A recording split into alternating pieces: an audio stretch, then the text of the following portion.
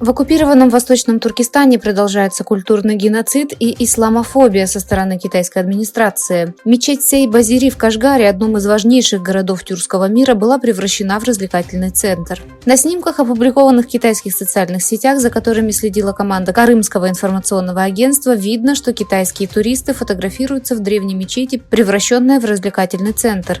Ранее газета New York Times доказала, что кашгарская мечеть Орда-Алды была превращена в бар.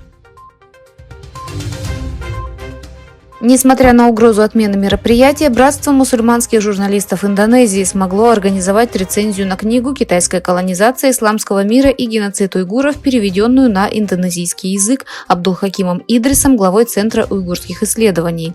Мероприятие состоялось в субботу, 16 марта 2024 года в кафе «Рух-кафе» Равамангун в Восточной Джакарте после совместного ифтара. Ведущим дискуссии и обзора книги был Мухаммад Ибрагим Хамдани, а докладчиком – автор книги уйгурский турок Абдулхаким Идрис.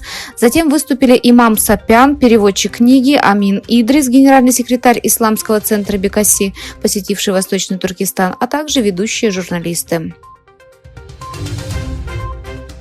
Соединенные Штаты призвали Канаду совместно запретить китайскую продукцию, произведенную с использованием рабского труда. В интервью канадской газете Globe and Mail от 12 февраля Узра Зеа, помощник госсекретаря США по вопросам гражданской безопасности и прав человека, призвал канадское правительство бороться с принудительным трудом уйгуров. Соединенные Штаты готовы к активным переговорам с Канадой и другими союзниками, чтобы предпринять решительные шаги по запрету импорта продукции, произведенной с помощью принудительного труда уйгуров и тибетцев, подчеркнул он.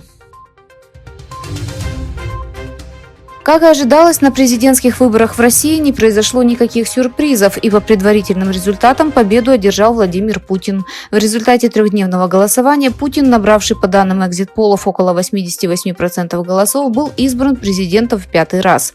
Элла Памфилова, глава Центрального избирательного комитета России, сообщила российскому государственному телевидению, что на данный момент подсчитано 30% голосов, и Путин набрал 87,97% голосов. Около 3400 человек были эвакуированы из региона из-за пожара, вспыхнувшего в лесном массиве в китайской провинции Сычуань и до сих пор не взятого под контроль. Заявив, что пожар, начавшийся вчера в лесном массиве в городе Ядзан тибетского автономного города Ганьцзы, распространился из-за сильного ветра, чиновники сообщили, что около 3400 человек были эвакуированы из 11 городов.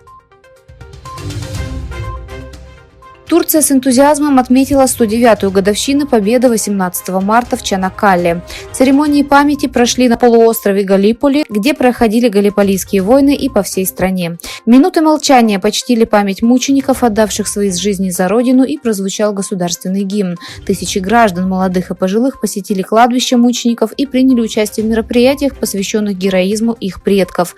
Победа 18 марта в Чанаккале вошла в историю как вечный пример единства и солидарности турецкой нации и ее стремления к независимости.